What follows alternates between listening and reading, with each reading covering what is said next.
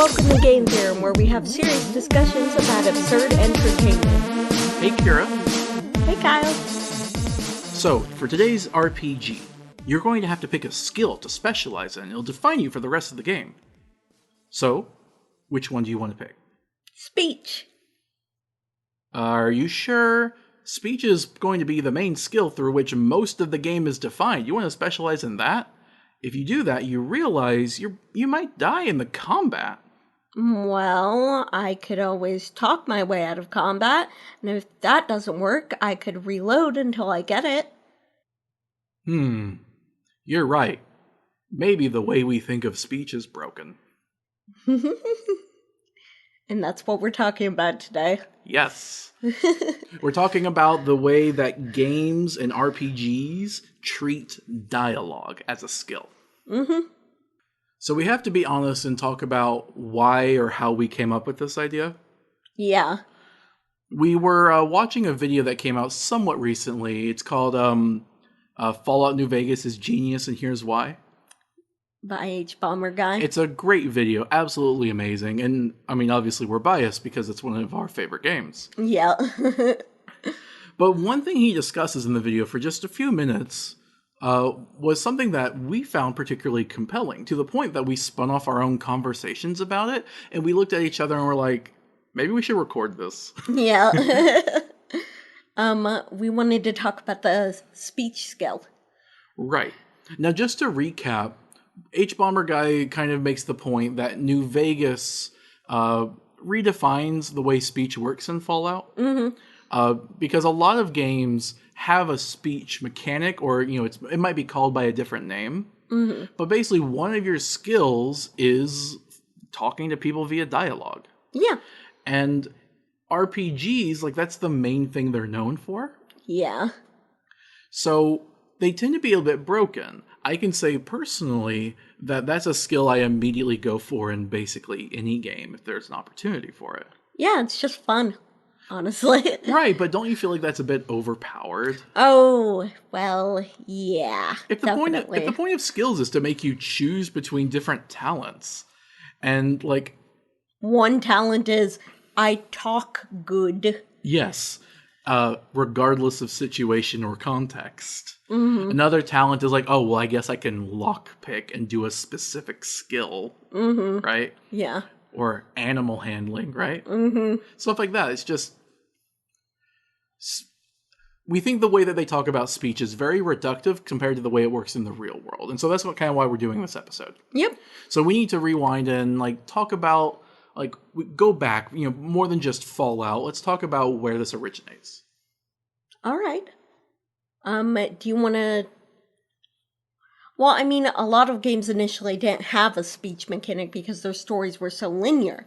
So dialogue options couldn't change the story. Right. So there just were no options. You just go with the flow. Your typical Call of Duty campaign kind of thing. And there were a lot of games like that. Yeah. The RPG genre hasn't always been around. And even when it was, a lot of the times the options would be kind of superficial. Yeah, true. Where there's a linear story planned for you, but your actual options within that story are mostly cosmetic. And some older CRPGs, like the original Fallout games, the older Elder Scrolls games and stuff like that, had a speech skill, but it was literally meant that you could just convince people in dialogue to do whatever they allowed you to do. Right. When half the game is through dialogue and there's a skill over that half of the game, it inherently means that skill is instantly more valuable than every other skill combined. Yep. And there might be other ways of doing it, like in Elder Scrolls, you used to be able to use magic to charm people or bribe people or stuff like that. But ultimately, it was all I'm going to get you to like me in some way. And that was the entire point of it, which is kind of silly when you think about it. It was basically just convince this person to like you and do what you want. And that was the skill. And it's just how can you quantify that? How can you be good at that? Right, because it seems like has no context whatsoever. Yeah, It's yeah, just, exactly. I talk to person, I want person to do thing. So I use my skill to make them do thing. Yeah, exactly. And other skills like lockpicking and using guns is like, that's a mechanical skill that you can be good at. Like, unless we're talking about like business people or con artists or something, I think genuinely that the ability to talk well and be eloquent is not to just convince people to do a thing you want them to do regardless of context. It's more Yeah, to exactly. convince them that what you want to be done is something they wanted to be done all along, you know? Yeah, and Like, that's more manipulation and logic and like being able to convince people than ri- it is just talking good. right, because the skill there is not that you just talk well. The skill is you know what to say to get this person to listen, because you're taking in the context of the situation of what they're interested in hearing. You know, you talk to a blacksmith, you might say the right things to convince a blacksmith to forge you a sword, kind of thing, as opposed to just like, hey, I want free thing from you, and you're a blacksmith, so that free thing happens to be sword, Yep. right? Yeah. So speaking of like swords and whatnot, the same could be said of persuasion in D&D. Yeah, it's basically the speech skill of D&D. Talk about D&D or I will for you. There are other options like deception and intimidation, but they aren't usually as effective in getting what you want. And there's like an insight skill to like have insight into people and their intentions. So I guess that's interesting, but ultimately persuasion literally you roll that and that is literally like if you get a good persuasion roll, they do what you want. Right. And I really feel like the other options in D&D, like deception, intimidation, are basically just different flavors of persuasion. It's Yeah. like if you were trying to convince someone to do what you want, it's persuasion. Unless, corollary, you're doing it angrily, in which case it's intimidation.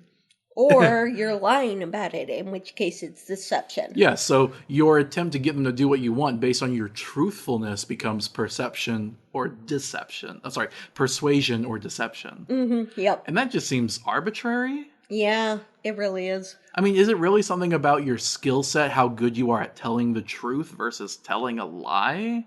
I feel like those two things could probably come hand in hand. Yeah, it's kind of weird to separate it like that.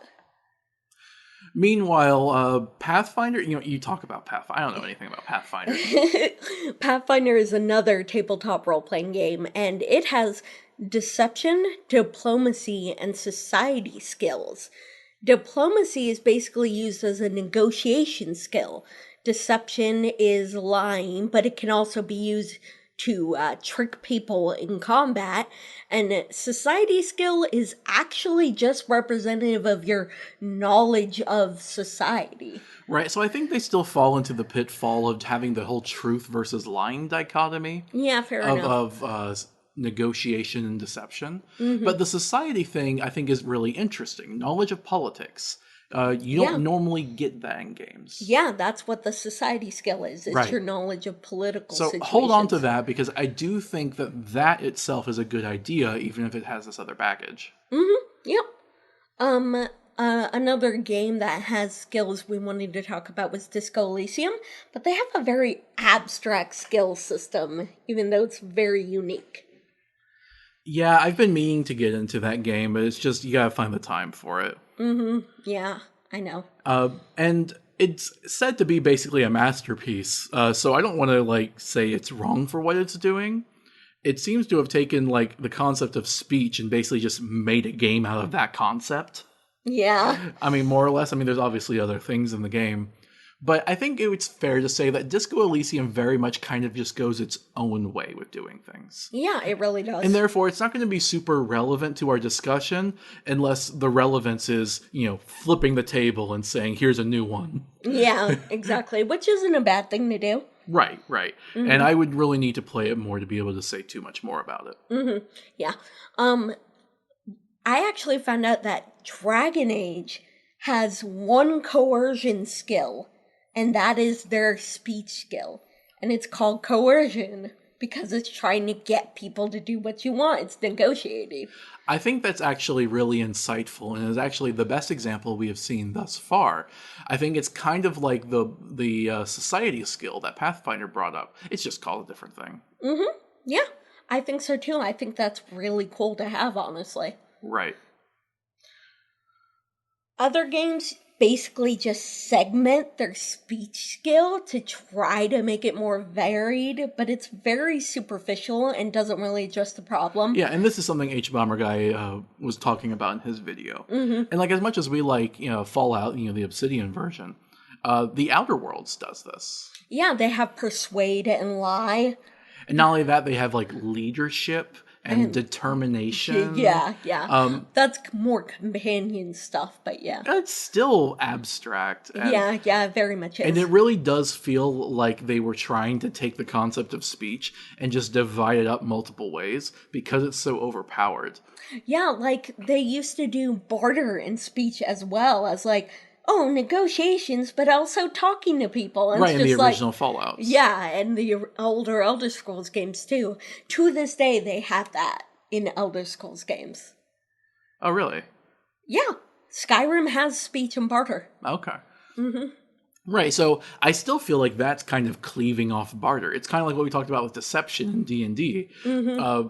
And like Fallout 3, for example, when you try to get someone to do what you want, it's speech. Unless it's about money, in which case, corollary kicks in, now it's barter. Mm-hmm. Which is like, why is it only because it's about money? Now it's an entirely different skill of trying to convince people to part with their money. Yeah, and like the biggest way you can show that this is, foolish is imagine you're talking to an NPC about establishing a commune, right? Mm-hmm. You want to establish a commune. You need to convince them. This person's been thinking about it, but they're not really sure. And you use your speech skill to convince them to set up a commune, right? Mm-hmm. Right? Mm-hmm.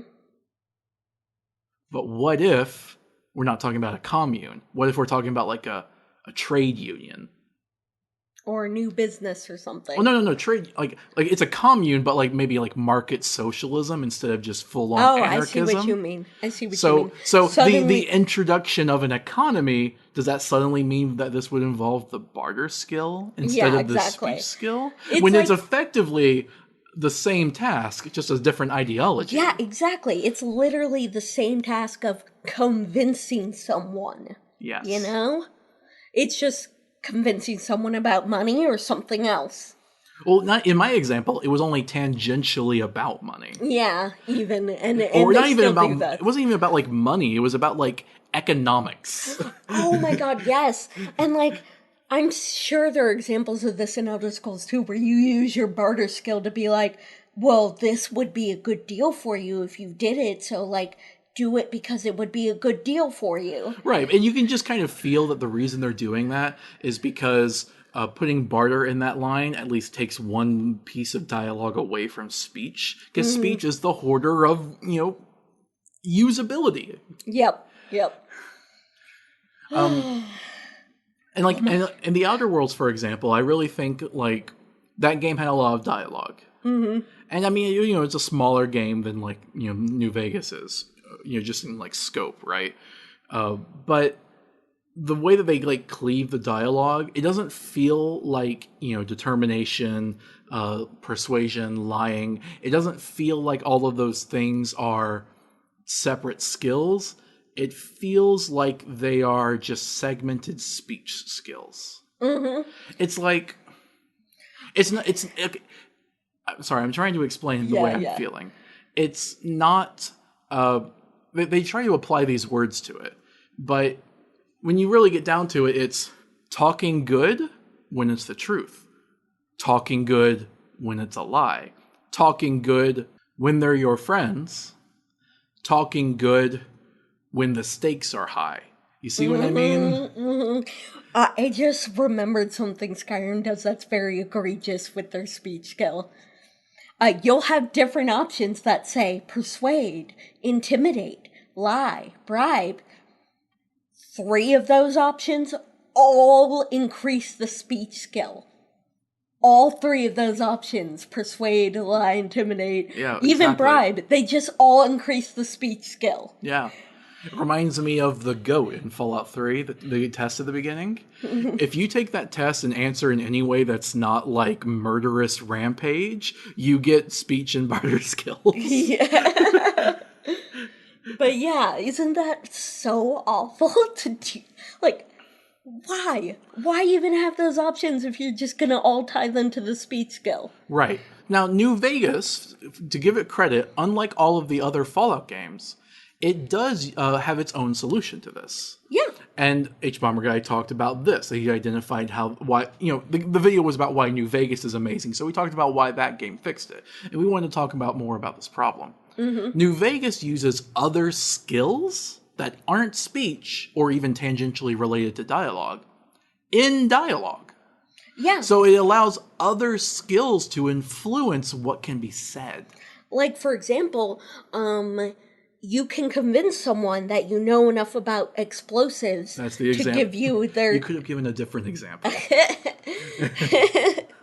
Okay, fine. You can convince someone you're good at shooting things with your gun skill, and they'll be like, okay, you can handle yourself, and tell you what to do. Right, because the idea that talking good is what you need to get a gun from them is completely ridiculous. Yeah, because it's like, you just need to prove that you won't shoot your eye out or Right. something. Unless you're saying that you could, like, talk well enough to lie that you needed to know well with guns. But again, why have the truth-lie distinction when the game can just check your gun skill and how good you are with them?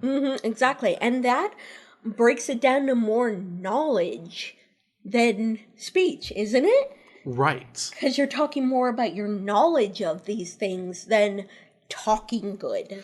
So that's a great improvement. Yeah, it is. But honestly, we don't think that New Vegas really solved the problem. No, because they still use the speech and barter skills. Exactly. So while they improved it by throwing the other skills in there, the fact that they kept the speech option at all kind of seemed like a crutch. Even in New Vegas, I still immediately always go for speech.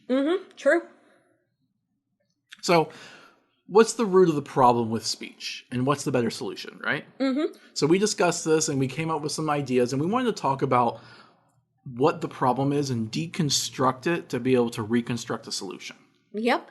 Deconstructing it, we realized that the problem is equating speech and any other speech type skills. Or like persuasion. Yeah, as to be as useful as guns, survival, or medicine, or anything else you learn. Human beings are social creatures. And if you have an RPG, a role-playing based game, a role-playing game based around socialization, and a skill is socializing itself, then yeah, it's going to be the most useful skill. Yeah, because the speech skill is basically good at socializing, which is like, okay. Yeah, that's Which is like almost every interaction you have with another human being. Imagine playing a Call of Duty game where you could choose like skills about like how good you talk, or how good you lockpick, or how good you're driving a car, or how good you are with guns. How many people do you think would pick the gun skill and not give a crap about anything else because the game is about using guns good? Yeah. That's an analogy. With a different type of genre of game. Yeah. So in RPGs, the talking, socializing skill is so necessary that not using it is a play style in and of itself. Like, people have, like, playthroughs online on YouTube of, like, here's my low intelligence or my low speech or my low charisma character.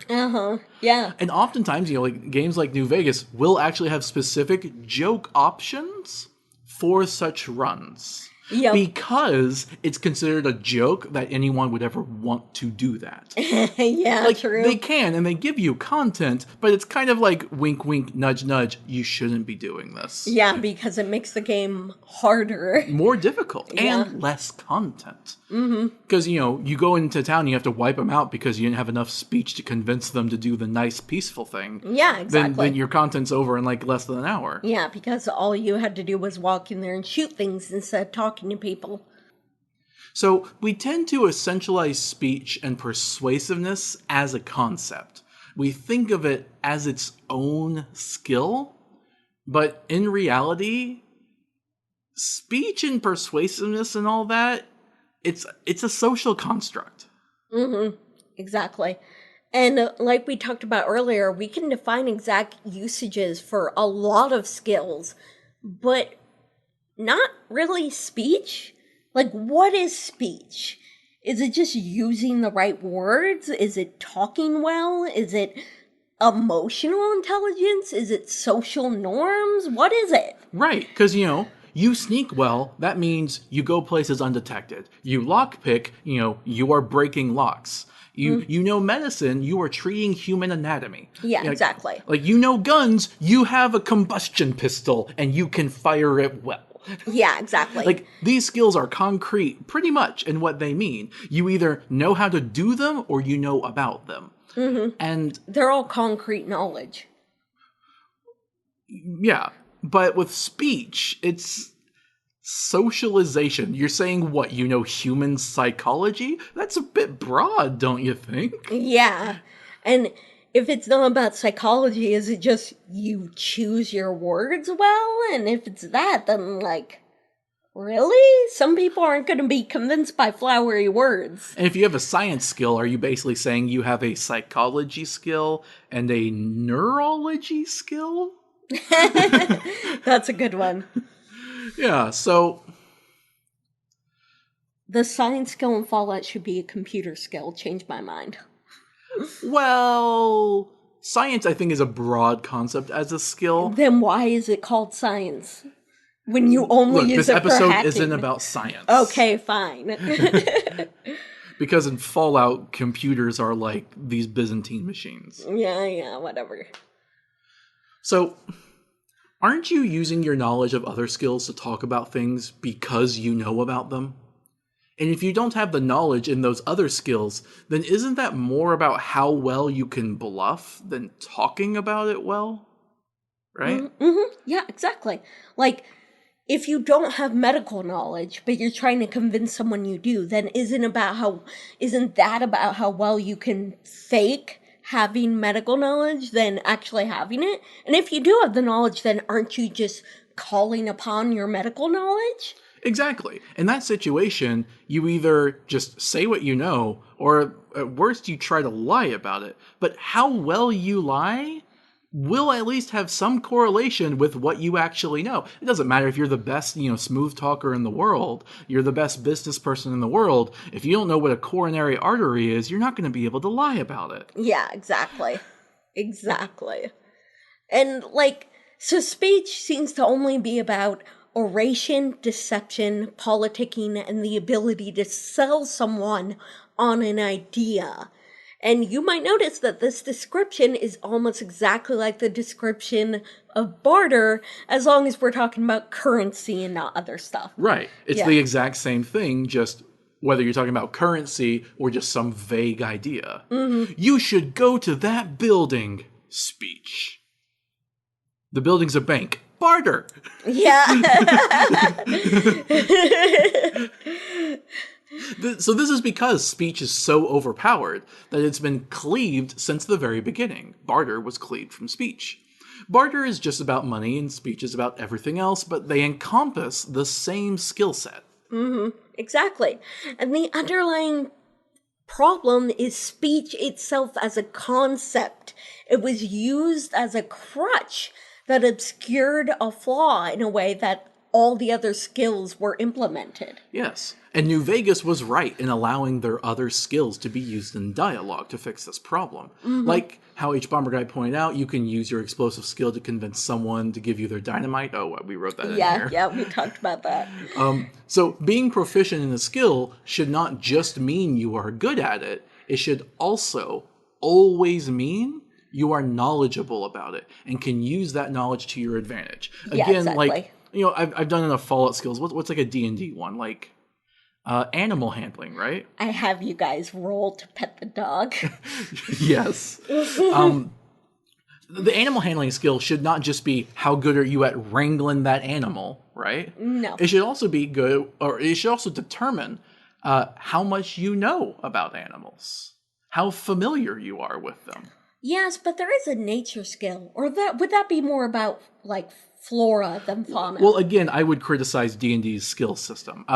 The exact skills you should have really depend on your game. And considering there is an animal handling, first of all, I think that should be renamed to just animal, right? Or fauna, and nature could be just renamed flora. Yeah, that sounds good. I like that idea. Yeah. Ugh, we need to make our own TTRPG with our own skill system. Yes. We can base it off the D20 system, but make it our own. Bleh. It'd be a lot of work. Yeah, I know. So if you do this well with every skill, and if you have enough skills to cover what your game is about, then you will never need speech. Any situation where your character needs to convince someone to do something, you need to have enough knowledge of whatever that thing is to be able to convince them to do it. Exactly. You go to the blacksmith, you don't use speech. You use, Your smithing skill. yeah, smithing. Yeah, you say like, wow, I recognize the ability of a fellow smither. I wish I can get one of those swords, but I can't afford it. And maybe to say that, Yeah. you had to recognize his craft as hard work. And you recognize that because you know what it's like to do smithing. Yeah, and then he's like, anything for a fellow smith, and Yeah. is like, gives you a sword. Yeah, exactly. That'd be great. Yeah. And you might say, like, well, someone could think to lie about it. But again, your proficiency at lying is always going to determine on how well you actually know the thing. You need to at least have some knowledge in it. Yeah, exactly. That's very true. Like, barter can be completely removed, and those speech derivative skills. Deception, Yeah. intimidation. Yeah, all of that can go too. There's only one exception for a specific context that speech covers where no other skill would cover. And that's what we talked about before. Oration, deception, politicking, and like selling. Right. And we think that it's the reasons concepts like speech keep sticking around. Because they don't really retool the idea of what skills you should have. A lot of the times, I think, Bethesda, for example, right? They just keep what skills they're used to using, right? Yeah. I think a lot of reiterative games and whatnot, they just pick up on what's been done before. They don't really think of the skill system as a place to innovate. I'm glad Pathfinder tried to at least vary it up, for example, basing it on D&D. Yeah, like, Pathfinder is really cool in that they have, like, lower skills for knowledge about things too. So, like, yeah, that's cool. Right. And so because of the fact that there is a slight justification for speech, they keep the overpowered version that currently exists around. But what's actually needed is something far more narrow in concept. Yep. Like, speech is currently used as a magnanimous way of convincing people to do what you want, and that is overpowered. A nerfed version of the skill would solely be for articulation in lieu of evidence. In effect, this would largely be lying, but it doesn't necessarily need to be a lie. Exactly. You go to the smithy, right? And you can either use your knowledge of smithing, or let's say you go in there and you don't know anything about smithing, but you're a good salesperson, right? Right? And you go in there and you go like, hey, I got this opportunity for you. It's going to be a one-in-a-lifetime opportunity. All you got to do is hand over a sword. I'm going to go show some investors, and you're going to love it. You'll get so much more business in here. And again, doesn't have to do with money, Like, I'm going to go show the mayor, and the mayor's going to be so impressed, he's going to, like, send you, like, the girls from the brothel to make you happy. I don't know. My point is, it doesn't matter whether it has to do with money. Yeah, exactly. So the idea that you could know the smithing skill, or you could just kind of lie and talk your way out of it, I do think that second option is still a viable option. But what we're differentiating here is not between truth and lies. What we're differentiating is knowledge and oration. Like, walking the walk and talking the talk, basically. Yeah, exactly. In essence, a nerf speech skill would become the skill of politics. all you have to do is glance at politics to see that people might be right or wrong, but it's the same skill in selling their ideas. Yeah, they all are very good at that. Yeah. I mean, not all of them. There are bad people Yeah, and good yeah, people. I know what you mean. And obviously, most people, the politicians they're going to love, are the ones that they see doing that and just being honest about it. Mm-hmm. But whether they're being honest or not, it is very similar in the skills that they do. Mm-hmm. There's a reason people might be like, oh, you're the AOC of the right, or you're the Ben Shapiro of the left kind of thing, right? Because they're talking about like an aesthetic, a style, the way that they politic, you know? Yep.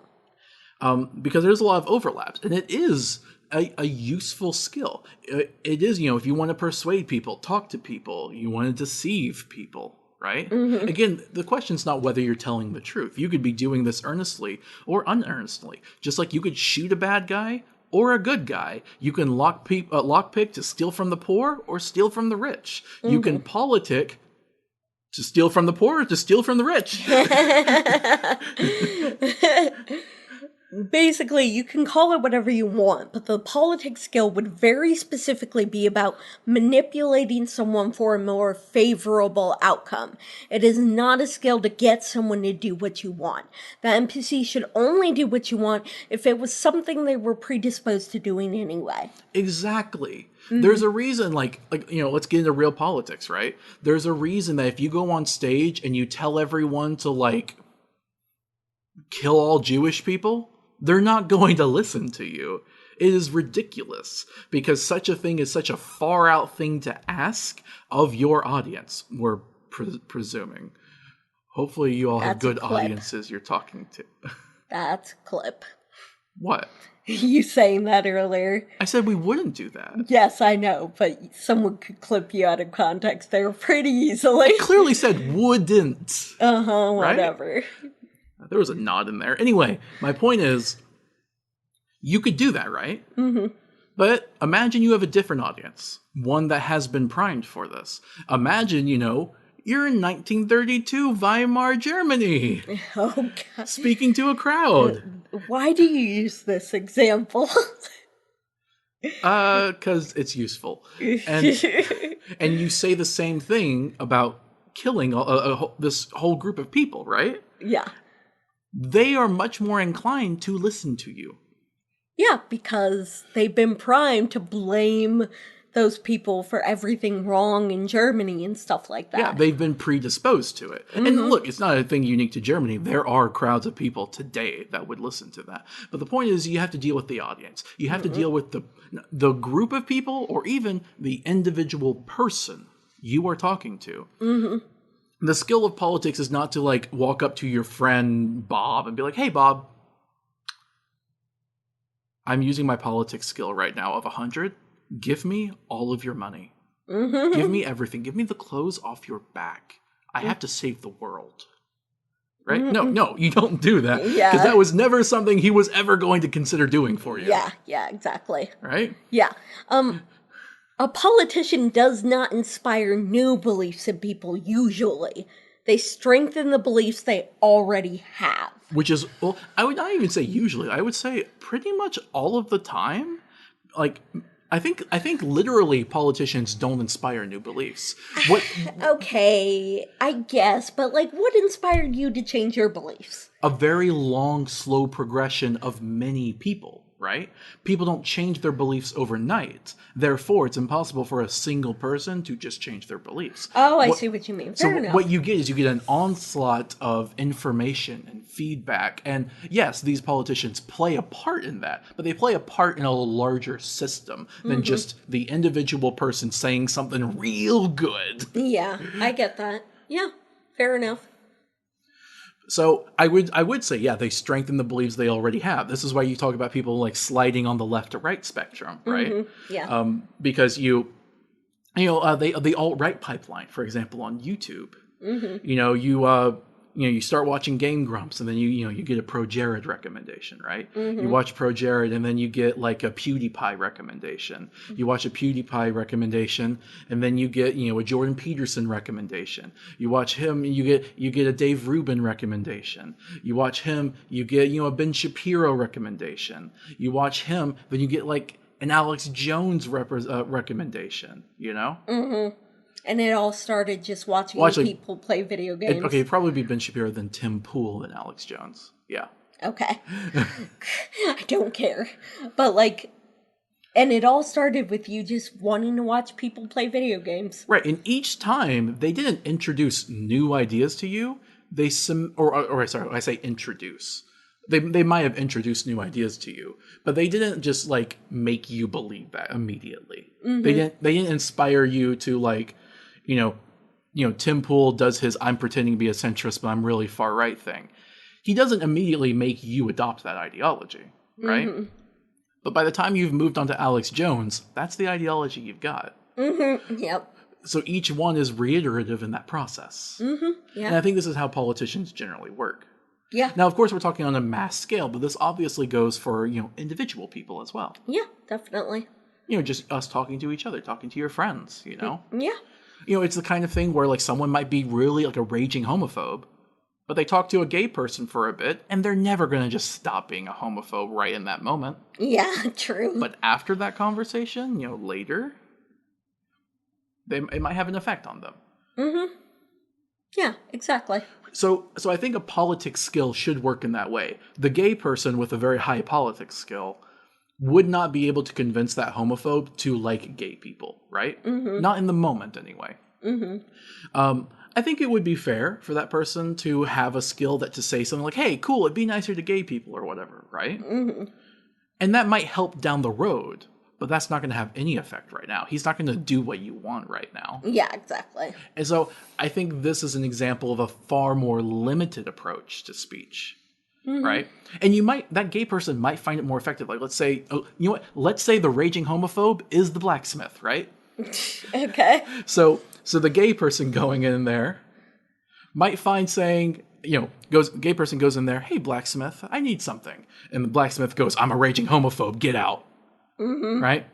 The gay person doesn't go, "Politics skill, be nicer to gay people." Yeah. It's not to say it won't have any effect, but it's not going to have an effect right away. Mm-hmm. So that's not going to get you your sword. Yeah. But let's say the gay person has a really high smithing skill, right? Yeah. They could use that skill and get the sword because the blacksmith may be a raging homophobe, but recognizes a fellow smithy. Mm-hmm. Right? Yeah. I feel like this is a bad example. No, you know what? No, I feel like it's an awesome example, but it hurts because it's too real. I'm sorry.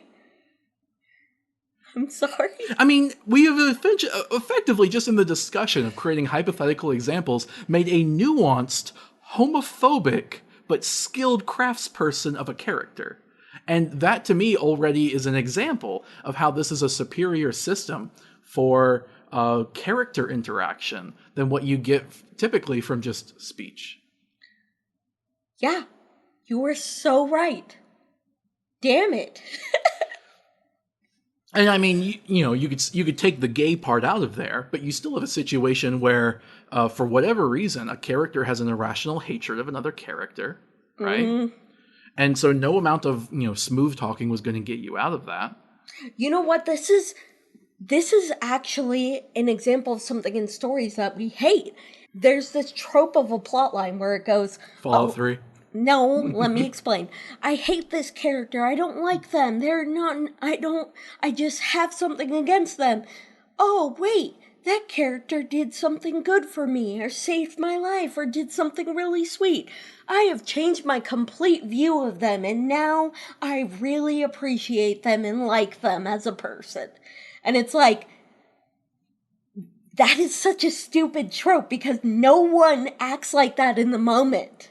Yeah, exactly. It might seem like people act like that from an outside perspective, right? Mm-hmm. It might seem like... you only turned around on that person because now they're your personal friend who's personally helped you. But obviously most people won't think that's how it went, right? Again, to use the homophobic blacksmith example, right? Yeah. It might look like that blacksmith just irrationally hated that outsider, and then all of a sudden, he turned around and he likes him now because the outsider said something that really went over well with him, right? Yeah. That sounds super vague, boring, and generic, but add some specificity to it, right? A reason why he irrationally hated him, right? And a specific thing that he was able to overcome it with, not just like Maybe he forged alongside him to help him with an order that he was behind on or something. well, I mean, not even just that, just have a high blacksmith skill so you could say something in relation. Yeah. I mean, obviously, yeah, performing actions does just as well, but we're talking about like dialogue skills, right? Yeah, okay. You give him tips on how he could improve his blacksmith. Or you just give him one of the swords you've made and prove and show how good you are. Oh, yeah, that's a good idea. But the point is you've added a lot more depth by being specific in at least the way that this trope went down. Exactly. And if there's no reason behind it, if there's no motivation behind it, that's when it falls flat. Like, when we were watching Dragon Ball GT today, Oh, don't tell people we were watching that. there's this girl character named Pan who irrationally hates the robot companion. There's no reason for her to hate him like she does. And then he saves her, and then suddenly she's like, oh, thank you, and it's just, it sucks. Yeah, and it really feels like it's camaraderie and socialization as reward. For the show, it was the reward of having to sit through it. But for a game, it's, you have to go do this quest, and then in response, you get the people being nice to you now. Congratulations, you're a hero. And that's just such a very simplified, unnuanced method of storytelling. Yeah, it really is. All right, so we kind of rambled for a bit, but we got some notes to finish off here. Basically, the politics skill would never be useful in regards to the specific subject matter of another skill. Like, if you're trying to use your politics skill on smithing. Even if you're lying about your knowledge, if you're speaking to a blacksmith, for example, they'll know you're lying. Exactly, that's a good point that I hadn't brought up. So, like, the blacksmith skill, you'd have the smithing skill, right, to help you in that situation, right? And a politicking skill, while you could have that as an option, if you relegated that option to simply lying and pretending you know a lot about blacksmithing, if they're a knowledgeable enough blacksmith, they're gonna know. Yeah, exactly. And the fact that some people don't seem to recognize this in game design really baffles me. Like, liars aren't people that just make up knowledge in their mind, right? Like, I can't lie about how DNA works if I don't know the 4 nucleotides. Dork. What? What? You were such a dork. Of course you would use that as an example. It's a good example. It's not even that. It's high school biology. Dork. Whatever. So, in conclusion, the perfect skill system that we would argue for has an equal distribution of useful skills that can be used in practice and in socialization. Speech and derivations of it should be removed, leaving behind only a sort of deception skill, or, a politicking skill. Such a skill system would make for a much more engaging role-playing game. Yeah, absolutely. I agree. We still have some time. Do you want to riff on anything, or what? Our wide looks are being a little short. Sorry about that, listeners. Yeah, I think it's okay. I could riff, but I just read the conclusion, so now I feel like it's inappropriate. Yeah, I kind of agree. We could just move it to the end and keep riffing? Or do you want to just be done? Let's just be done. All right. This is unprofessional. Sorry. I'm literally going to keep all of this in. Really? Yes. Well, as beloved podcaster Robert Evans from Behind the Bleeps likes to say, no one's invented editing audio yet, so you have to leave it in. All right. All right, I'm Kyle. I'm Kira. And this has been Game Theorem. Bye.